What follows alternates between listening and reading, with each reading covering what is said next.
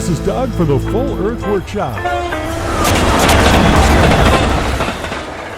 Well, it's time for something really different. Instead of zigging, we're zagging. We're going to look at historic work cabooses.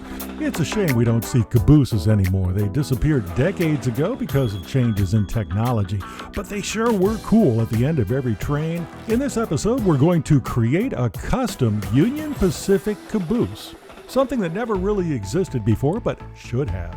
The best known trains on the market are still Lionel, created in 1900 and still on the market. They made tremendous quality trains back in the day. This one is from 1954. Look at the beautiful castings for the gearbox. The chassis is die cast. It is just a beautiful piece of work for being nearly 70 years old. Look at the beautiful condition that it's in, including handrails. The paint is even in great condition. Lionel trains were never inexpensive. They always were kind of a upscale gift for your kids. I received my first train set back in 1958. You ready for this? I won a beautiful baby contest. Loved my trains in the 60s, but as the late 60s came in the early 70s, my interest went to slot cars and then space toys. But now we've rediscovered the beauty of Lionel trains.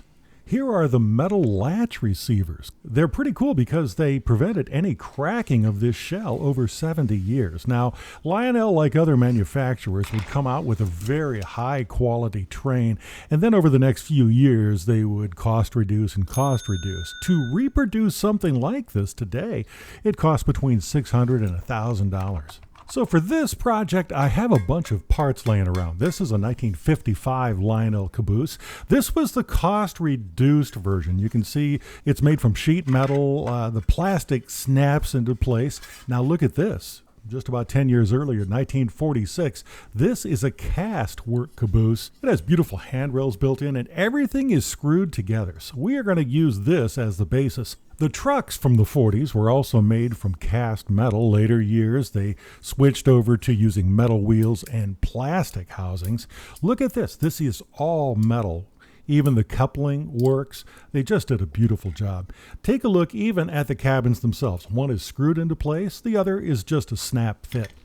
One of the other parts from the 50s is this little work area, little fenced plastic part that snapped into place. We're not going to use that, but it was kind of a cool looking thing. We're going to use the stamp metal chassis, cut into it, and make an adapter that fits onto this chassis. Notice that this cast chassis has a screw point over on the left, but the pivot point of the truck is over to the right. So we're going to have to make an adapter plate. And to do that, I'm going to use my cardboard and make a nice little template that we can use.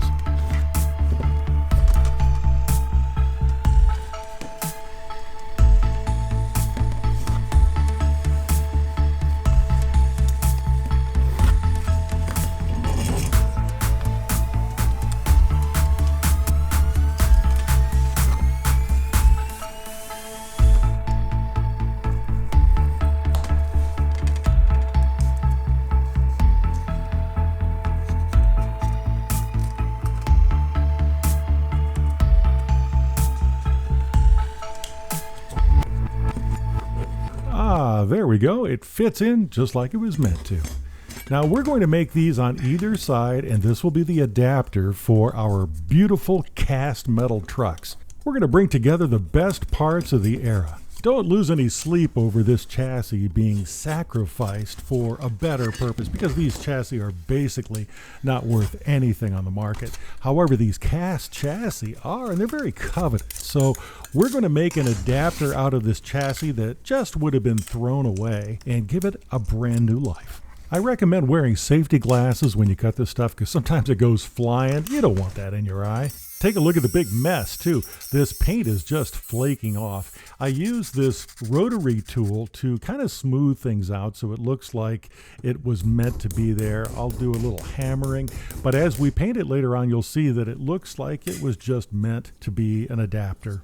Here is where the pivot point actually works. This is going to turn out really nicely. Now we do have a broken cabin part here. The bosses have been broken up. Milliput is a really good way to solve this problem. This is a polymer that has a chemical reagent that forms a plastic-like material once it sets up.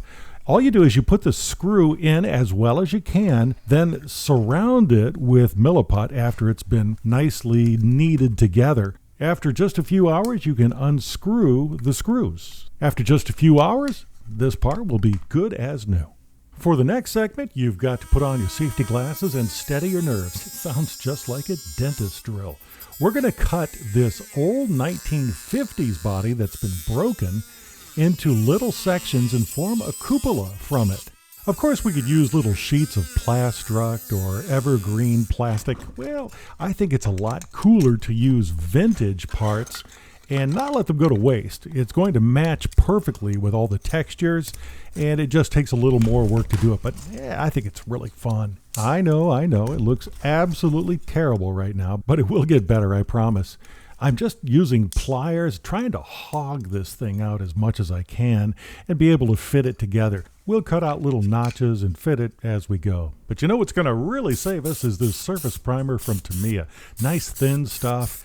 And when you spray it, you can kind of assess where you are. We have some gaps that we need to fill. You can see here where the cupola fits. Not perfect, but we will make it look good by the end. So we've used everything from the old part and put it onto the new part. We will toss out our sacrificial cabin and we will move to the beautiful cast chassis. One thing I wish Lionel would do more often is use licensed livery on their train cars. This says Lionel Lines, and it's indented a little bit. So let's get rid of that with the Tamiya paste, and we'll just paint this area later on. You won't see any indications of that. All right, you can see how this looks now with these little adapters that we made from the sacrificial chassis. I went searching on eBay to find these. These are the little utility boxes that were on either side. You notice they have screw bosses, so they screw into this original 40s chassis. In the next and final episode, we continue with this vintage Lionel Caboose hop-up. So here is the original Lionel car that we started with, and we'll combine it with vintage parts to create this beautiful custom Caboose, Union Pacific 3950. Make sure you subscribe. We're not leaving without you.